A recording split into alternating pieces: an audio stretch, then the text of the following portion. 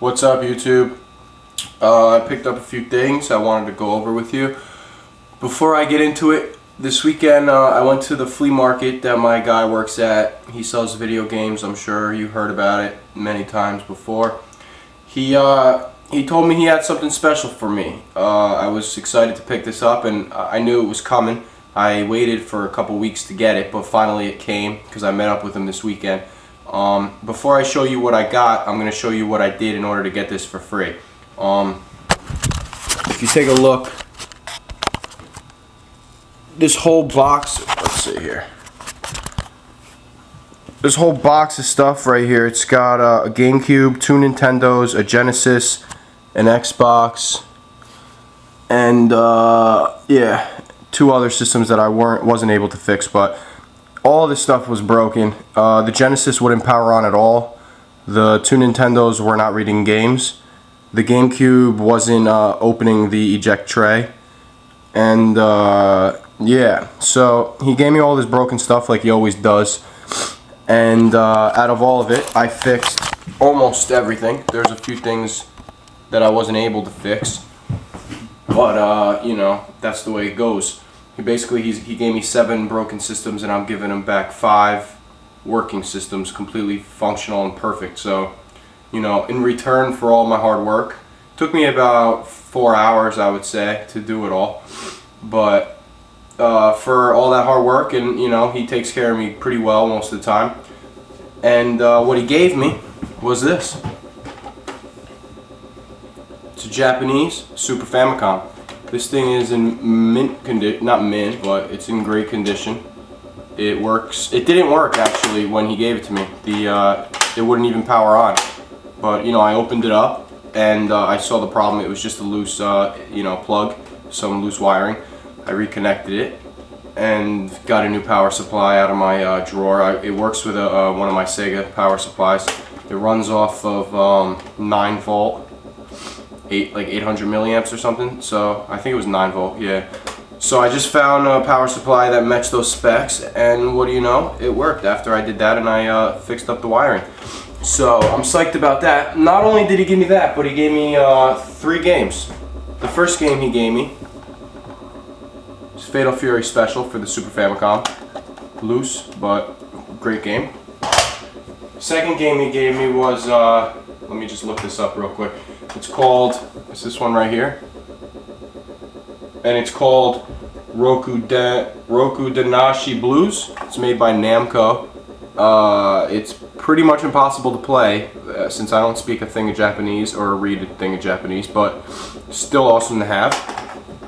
And the third game, actually, I looked up online, and it happens to be worth not a lot of money, but it happens to be worth a good amount of money. So I'm very happy that you know, he hooked me up with this.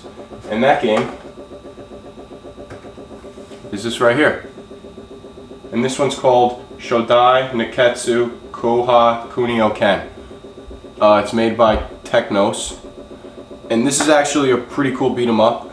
I was playing it for a little while. It's kind of difficult to play, not really understanding the words, but because it does have a lot of like text and items and stuff like that. But you know, it's pretty cool. You can walk around. You have pretty cool punch combos like Streets of Rage, but it's pretty cool because there's women and stuff that you could actually beat up and you know, throw them around. So it's one of those funny games.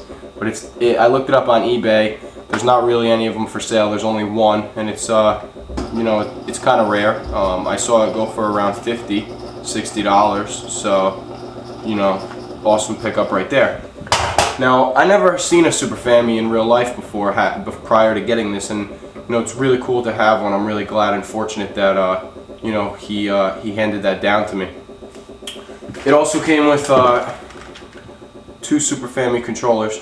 Now, one thing I wanted you guys to know, you know, if you're like me and you've never even seen a Super Famicom before, is the cord is extremely short. Now, I don't know, you know, it is kind of a regular thing with Japanese systems to have short cords.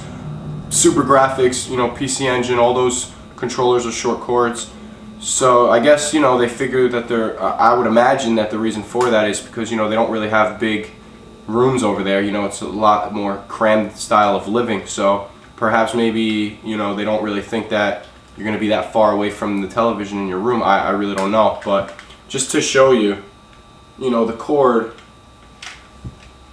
is only probably, I don't know, half the size of a Super Nintendo. Like, here's a Super Nintendo controller, so let's try to compare them here.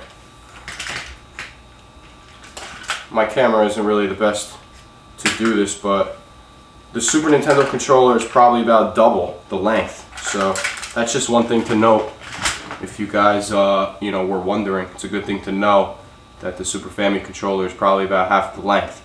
It's definitely a cooler looking controller. I like it a lot better as far as, you know, the button color and the layout. The layout's the same and the controller's exactly the same, but, you know, the colors are cool. I don't know if this will work on the Super Nintendo. I'd imagine it would. So, you know, I just figured I'd show you guys those pickups I got for free. Not for free, because I worked hard in order to get all that stuff up and running, but free in the fact that I didn't have to pay $1 for any of that stuff.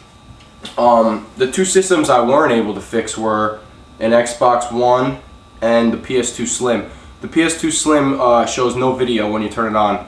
I think it's a fuse problem, but I don't know. I'm not really too good with the fuses, those microscopic fuses, so I'm just gonna let that one go. And the Xbox needs a whole new laser assembly, so it's not even worth fixing, because, you know, he sells it at a garage sale for next to nothing. So, you know, that's basically it for that. I did pick up a new PC Engine game that I'll do a video on sometime soon, and I wanted to show you that real quick too.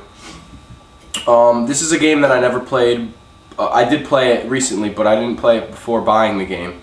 I did originally do a first impressions video on this, but my battery died on my video camera, so you know, that got scrapped, so it's not even a first impressions anymore. But it is an awesome game. I originally saw a video on this on Luke's channel. If you don't know who Luke is, I don't even want to tell you, because you should. But the game is Mr. Heli for the PC Engine. This didn't come complete. It's missing the spine card, but that's okay. It did come with the registration card, and, you know, the game obviously in the sleeve. Let me just show you what the cart looks like, because it's really cool design. You know, it's got a nice helicopter graphic with nice pink background. It's really cool. Definitely caught my eye. I picked this up for $20. My retro guy at the game store that's by me hooked me up. That's basically it for now. I don't really know what else to talk about, so I'm just gonna end it here. I just wanted to, you know, show you some stuff real quick, and thanks for watching. If you haven't already, subscribe. Take care, guys.